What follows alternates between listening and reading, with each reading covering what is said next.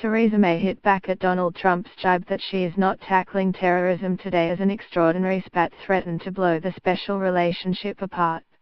The Prime Minister risked fueling the row by repeating her view that the US President was wrong to retweet anti-Muslim videos posted by a far-right group. Despite Mr. Trump lashing out at her last night demanding she focus on Islamic terrorism taking place in the UK, Mrs. May said she would not be afraid to raise concerns about such interventions. She also did little to quell speculation that the state visit has now been kicked into the long grass, stressing that no date has been set. Questioned by journalists during a visit to Jordan this afternoon, Mrs. May said, "The fact that we work together does not mean we are afraid to say when we think the United States has got it wrong and to be very clear with them. And I am very clear that retweeting from Britain first was the wrong thing to do." As the row escalated, the UK's ambassador to Washington, Sir Kim Darroch, lodged a formal protest with the White House over the retweets. Mr. Trump's actions drew cold fury from across the political spectrum in the UK, with fresh calls for his invite to the UK, extended by Mrs. May on behalf of the Queen in Washington in January, to be withdrawn. Theresa May faced questions about the spat with Donald Trump after she gave a speech in Jordan today, pictured. Mrs. May slammed Donald Trump, pictured tonight in the Oval Office, yesterday after he retweeted anti-Muslim videos posted by the leader of the far-right Britain First. Mr. Trump has fired back at the PM by saying she should concentrate on radical Islamic terrorism taking place in the UK and not his Twitter activity. Twitter users were also quick to point out that the president had tagged the wrong Theresa in his message.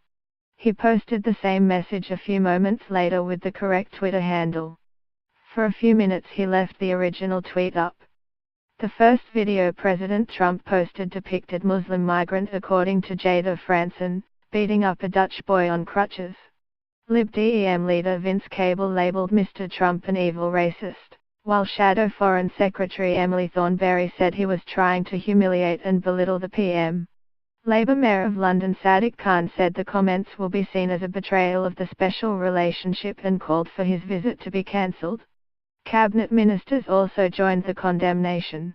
Home Secretary Amber Rudd appeared to hint that the state visit will not be happening anytime soon, stressing that arrangements have yet to be made. She also suggested Mr. Trump should give up Twitter. The first video retweeted by Mr. Trump yesterday claimed to show a Muslim migrant beating up a Dutch boy on crutches. Dutch authorities have insisted the alleged migrant was born and raised in the country and his religion is unknown.